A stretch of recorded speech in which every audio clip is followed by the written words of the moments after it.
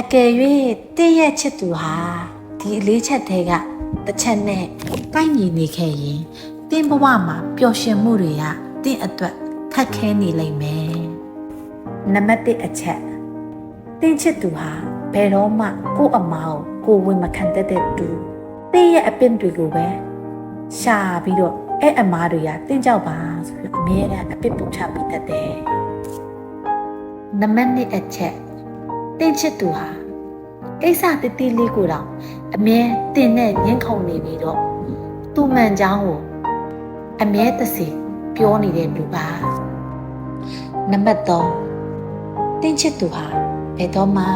တင်းရဲ့ကောင်းကွက်ကိုမမြင်ဘူးတင်းအတုပေါ်မှာကောင်းပေးတာတွေကျင်နာပေးတာတွေညနာပေးတာတွေအားလုံးကိုတင်းရဲ့တာဝန်ဝတ္တရားဒါတွေအားလုံးကဖြစ်ထိုက်တယ်လို့သူကအမြဲတစေသတ်မှတ်ထားတယ်နံပါတ်4အချက်တင်းချစ်သူဟာတင်ပြောတဲ့စကားလုံးတွေအလေးမထားပါဘူး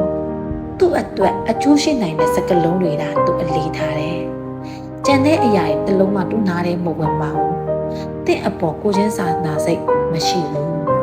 အကယ်၍လေးချက်ထဲမှာတစ်ချက်နဲ့ကိုက်ညီနေပါက